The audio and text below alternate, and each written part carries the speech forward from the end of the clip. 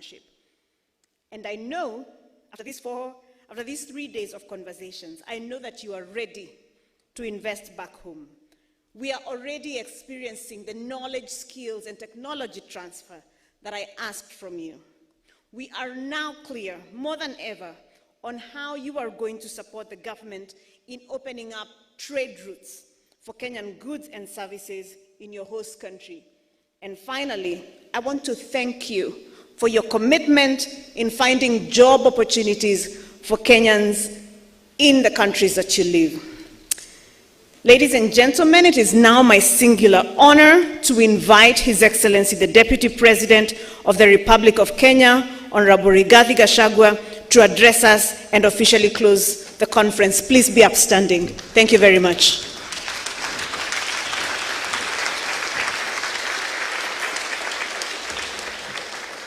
Thank you. Please be seated.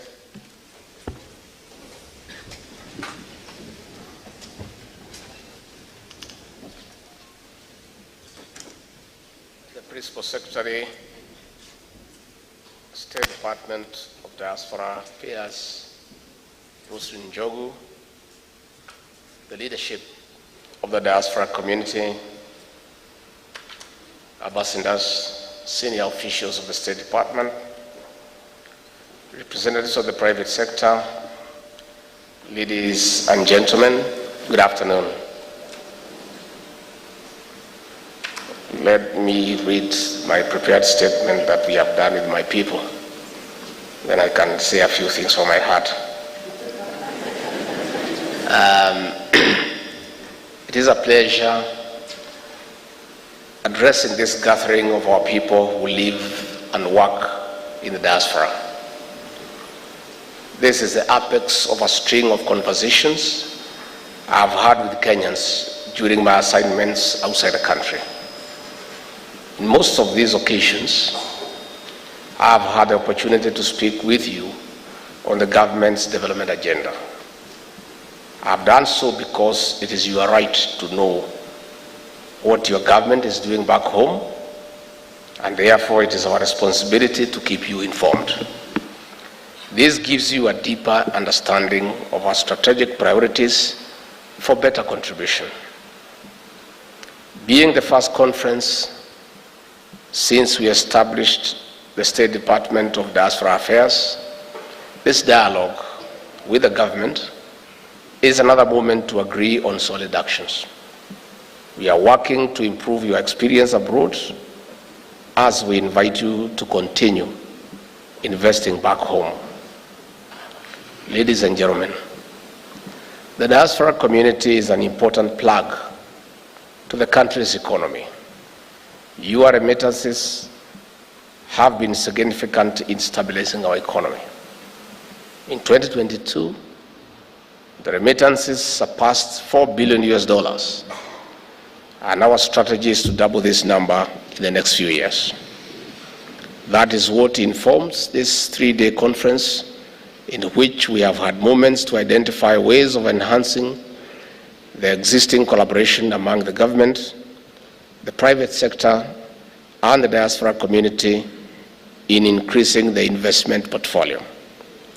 We want an assured and streamlined investment environment at home.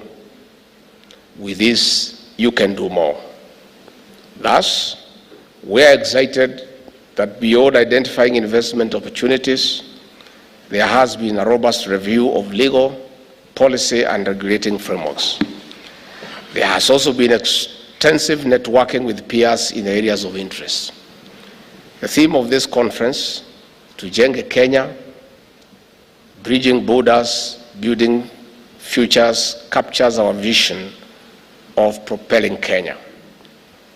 Ladies and gentlemen, through the State Department of Diaspora Affairs, the Faith Administration, led by President William Ruto, takes seriously the outcome of this conference. The President has appointed ambassadors and heads of mission to various states across the globe. As they assume or resume duty starting January, they are properly briefed to work closely with Kenyans in the diaspora. They are well guided to make your stay abroad very productive and to be available to engage with you at all times. That is how you make more money to invest home and support implementation of our development agenda. The fifth administration emphasizes economic diplomacy. That is why contracts of ambassadors and heads of mission are now pegged on economic gain we make from their posting. We have deliberately decided to have a paradigm shift from the traditional diplomacy to commercial diplomacy. And ambassadors and high commissioners will spend 70% of their time looking for business, looking for markets, expanding existing ones, and in a very robust manner, engaging the diaspora community in the areas and the countries that they serve. That is why we'll also determine their suitability to continue being our representatives pegged on measurable performance. Our President, His Excellency Dr. William Ruto, has held a meeting with the new ambassadors. On Tuesday morning, I'll have a further engagement with them, again, to stress the importance of giving priority to commercial diplomacy and working very closely with our diaspora community abroad. This tells you how resolute we are in ensuring efficiency and effectiveness of our embassies and missions for a stronger, better, and productive diaspora community. We ask you to work closely with them in marketing Brand Kenya. The ripple effect of all this will be enhanced foreign currency reserves, creation of more jobs, among others, for a stronger and resilient economy. In the same breath, we urge you to be our country's ambassadors while abroad. Ladies and gentlemen, I wish to thank the Ministry of Foreign and Diaspora Affairs, and specifically the State Department of Diaspora Affairs, led by the very effective Principal Secretary Rustin Njogu, for this insightful conference. Besides, your work has been very outstanding. I congratulate you for participating in this dialogue. Asanteni sana. Madam PS, if you allow me just to add a few things.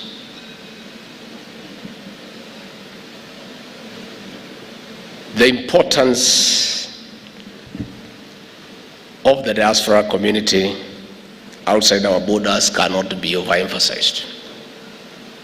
Over the last few years, the remittances from our brigade in the diaspora has surpassed tourism, coffee, tea, and everything else, and is actually #1 foreign exchange earner for our country. We want to enhance that. And that is why, as President William Ruto campaigned to be President of the Republic of Kenya, he had very meaningful engagement with diaspora. And the President gave a commitment to the diaspora brigade that once he is elected as President and he forms government, the diaspora community will be part and parcel of his administration. And that is why, on forming government, deliberately created the State Department of Diaspora Affairs. A promise made, a promise kept, because it's good to keep promises.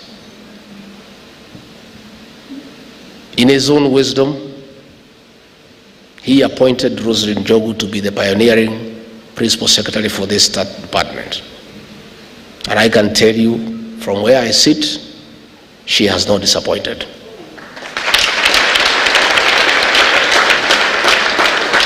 As Principal Assistant to the President, and as the one who chairs cabinet committees and oversees the implementation of cabinet decisions. If there is one appointment in his administration that the president got it right, spot on, is one of PS Rosalind Jogo. I've had time, whenever I travel out of the country, I demand that I must have an engagement on the first day of arrival with our people outside the country, and the PS has accompanied me, and we have engaged the Kenyan people. And this PS, I'm not saying so because she's here. She knows what she's doing. She knows what needs to be done. And President and I will give her full support to succeed.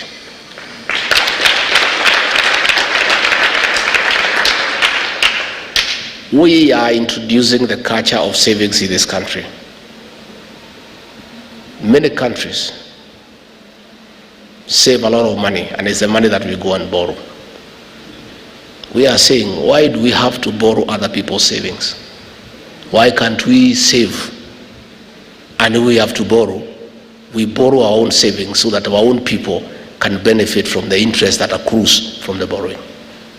We are inviting our people from the diaspora. Please, this is your home. East or west, home is? And at the end of it all, let us not pretend. It is the desire of every Kenyan working out there one day to come back home and retire here. You must prepare for that retirement. You don't want to come back and find it the way you left it. Please, come back home, put money here. Don't come yourself. We don't need you here right now. We have enough problems with employment. We want you to stay out there, but we want you to send money here. But you'll come back home eventually, but not now. The government is deliberately creating a mechanism through the Central Bank of Kenya how to make it easy electronically to save, to buy treasury bills, to buy treasury bonds, to invest in housing, all manner of investments. I know you don't like talking about it because it's a little bit embarrassing that most of you and others who are not here have lost money to relatives when you are trying to invest back home.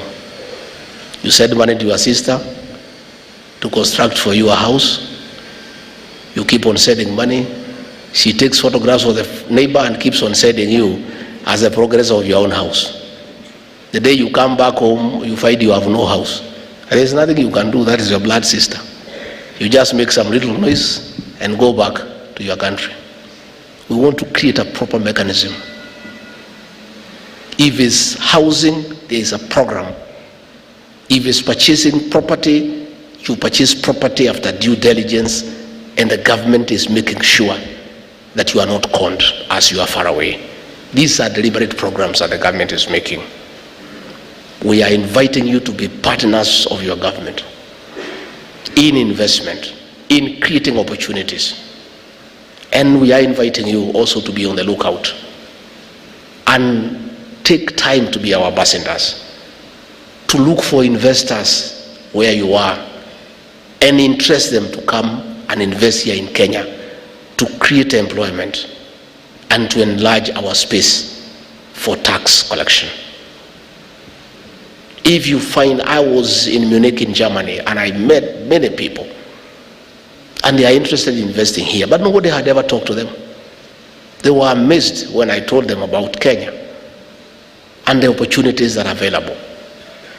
That Kenya is an anchor state, is a stable country, is a good democracy, is peaceful, and is a gateway to Africa. We have a working financial system. And over and above, I interested them that even as they invest here, they can take advantage of our tourism facilities, the Masai Mara, the Amboseli, the coast beaches. I want to appeal to you people to be our good ambassadors. Interest people in our tourism destinations. We have the best tourism destinations in the world. And you can also help your country, because it's good to be patriotic and to do something for your motherland. Again, I encourage you to look for job opportunities for your sisters and brothers and cousins back home. Don't stay abroad alone. If you find there is an opportunity here, from the village, let these characters get out of the village. The village is not a very interesting story, and you know, it's good to stay in the village, but it's also good to go and come back. In fact, the village is very interesting when you have been away and then you come back to the village. But living in the village throughout is not a very interesting thing. I'm looking forward to going to the village for Christmas, and I'll enjoy it because I've been here in the city for a long time. But the fellows I left at home there forever, they are not very amused. Please, also when you get a few opportunities, wherever you are, create a few opportunities. Remember the people you left back in the village. They don't necessarily have to be your relatives. The son of mother so and so, who was a friend of your father, mtafutie nafasi. Akuje hata yeye atengeneze a few dollars and a few sterling pounds. Kwani iko nini? Akitengeneza. Vizuri. Please. Again, I want to say, because it's important that I say so, that I have told KTDA, I have told New KPCU, I've just talked to people from Keteba. Our coffee is the best in the world. Our tea is the best in the world. Our avocado is light. Our macadamia nuts. But they are not available in the supermarket shelves across the world because nobody has marketed them properly. Yet is the best. I have asked them to consider a marketing strategy with the diaspora. Instead of bringing marketers all the way from Kenya because it's expensive, engage the diaspora people so that they can market those products as a side hustle at not too much a cost. And you people can do it. I was in Colombia in a coffee conference and I came across a few Kenyans. And when I asked them what they do,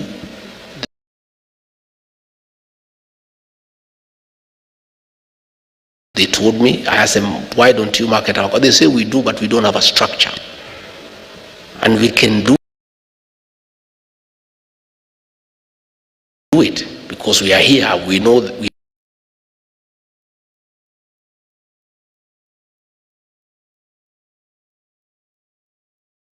with having products that are popular outside our borders, and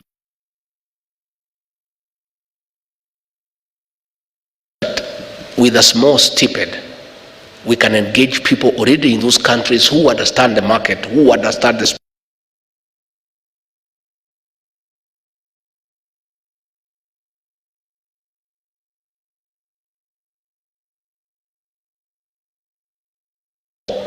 we must have a corresponding market outside the country where our products can go.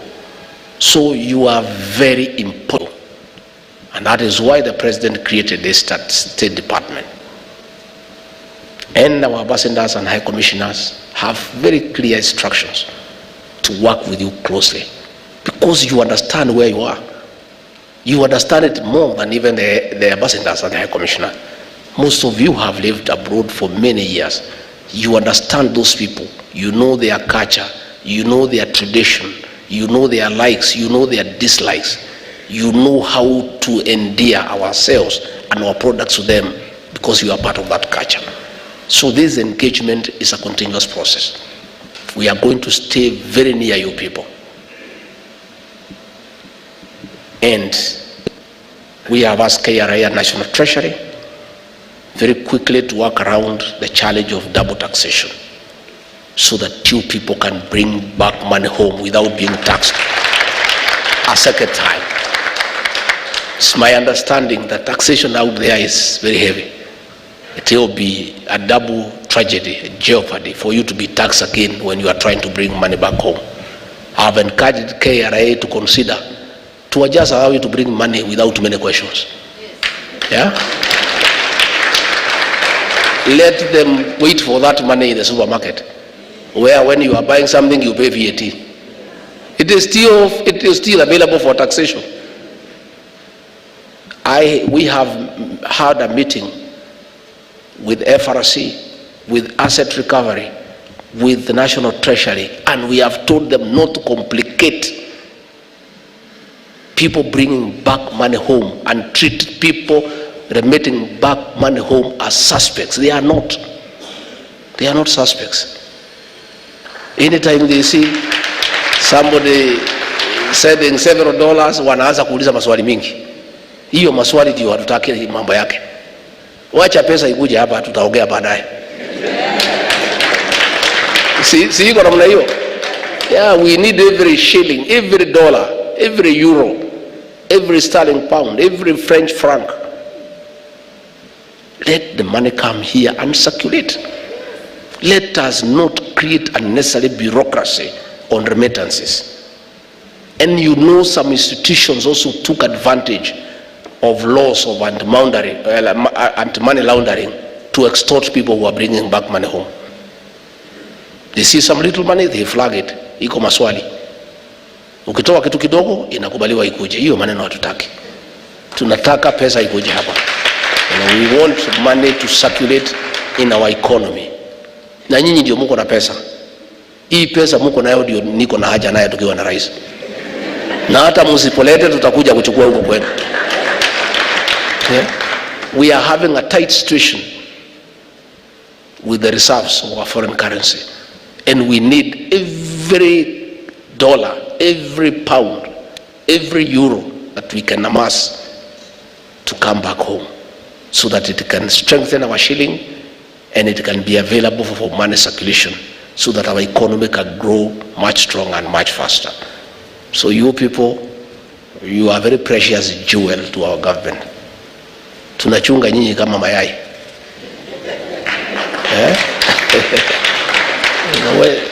When we are dealing with you, it's like walking on eggs. You know, if you are walking on eggs, you have to walk very carefully, because they are, you don't break them. So you are our precious jewel, and Rosie and her team will take good care of you. And ourselves, the president and I, and our ministers, when we come abroad, we'll get time to come and talk to you and listen to you.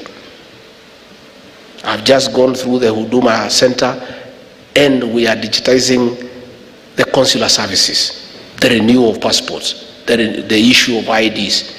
You are aware the president has opened up this country, visa-free regime, so that people can come here and invest and be tourists. And we'll also be engaging other countries here to reciprocate and also open the doors for us without too many questions.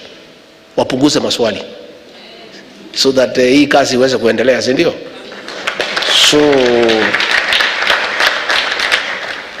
I want to assure you of the commitment of our administration under President William Ruto, and I assisting him, to make you part of our administration, to walk the journey together with us for the third liberation of this country, the economic liberation, for our transformative agenda, the bottom-up economic transformative agenda.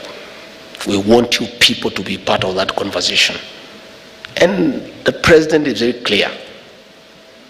Even as he's president, he doesn't know everything. We have a lot to learn. You guys know quite a bit than we do, because mmekaa na hii wazungu mmechanuka zaidi. So wapia mtuchanue. The president says a good idea should give room to a better idea, and a better idea ultimately must and should give room to the best idea. And the only way to do that and benefit from this idea is engagement, the way you have done here for 3 days. And that is why when we come abroad, we shall engage you. In my meetings, it's free. We talk, and we talk hard talk, and we get to know what is happening. And even I've come to some countries, I have listened to some few things, I've come back and reported to the boss. And we have made some changes. Fahali watu wamelala kazini. Hatutaki uzembe. So when we come, kama mabalozi ni watu ya kulala, mnatuambia.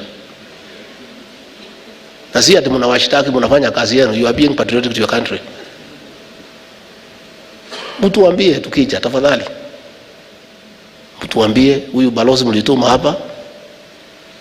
hapa mumeanguka. Hafiki ofisi. Hatumuoni, hachukui simu, hapatikani. Mtuambie. You must help us make our country better. You must give us the feedback on the performance of our envoys in the countries that you live. And if you don't tell us, who will tell us? It's you to tell us. You must audit their performance and share with us so that we know, so that we make changes that will improve on our performance in those countries. Otherwise, I want to thank you people for being good ambassadors of this country. Wherever I have been, Kenyan people are of good behavior. Of course, iko wakora wawili watatu out of 1,000, which is okay. It's a reflection of society. Hata kwetu kwa serikali wakora wawili watatu iko. Polisi iko 5. Walimu iko 2. Kila mahali iko wakora kidogo. Hata kwa nyinyi iko wachache. Which is okay. It's part of society. Hata kanisani uliona Shakahola, a few people. But you cannot say that the whole church is bad because of 1 or 2 pastors. It's, you know, it's the society. There are deviants in society.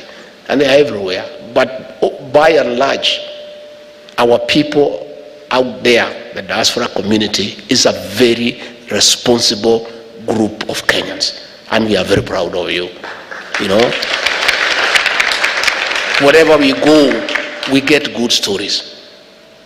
I go out of the country, I go to United Arab Emirates. Every hotel I go, I find a Kenyan. Every plane you enter, there is a Kenyan. We have got good work ethics. Sisi ni watu ya kibarua, ni watu ya kuchapa kazi.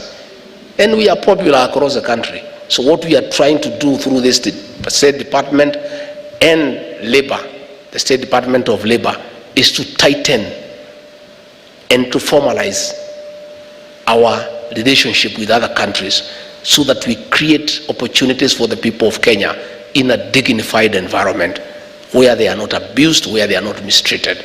But the people of Kenya are popular. Everywhere as good workers. We have got proper and good work ethics. We take work seriously. When you're given a job to do, people of Kenya are so good, they do it and do it like they'll never do it again. And that must be the spirit. And that is what the President and I also try to do. Whatever we have been taught to do by the people of Kenya, we try to do the best we can. And that is the Kenyan spirit. And you people have not disappointed. So I want to say thank you very much for this conference. I've been briefed of the outcome of this conference. I believe we are better people, and a lot of good things will come out of this dialogue and this conversation. Na kwa hayo mengi, asanteni sana. May God bless you. May God bless you abundantly. And if we don't meet again, Merry Christmas and happy and prosperous 2024. Asanteni sana.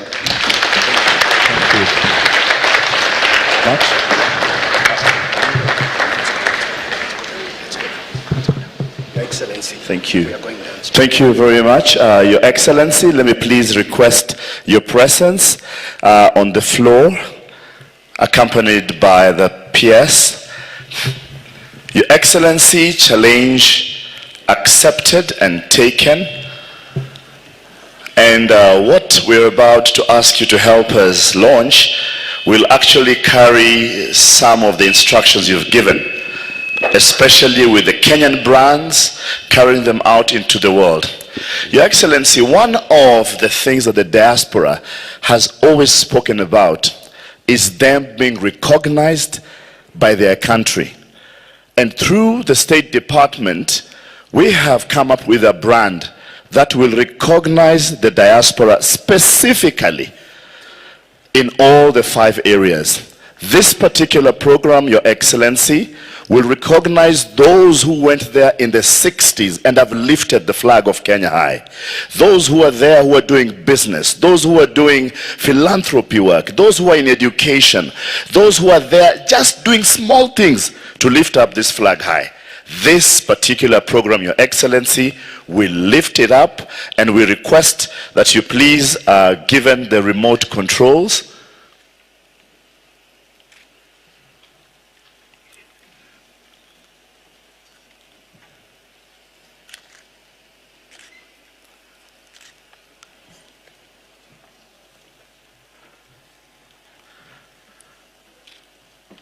and as you press this, Your Excellency, this is also our dedication to make sure that we shall not let you down and we shall not let this country down, Your Excellency.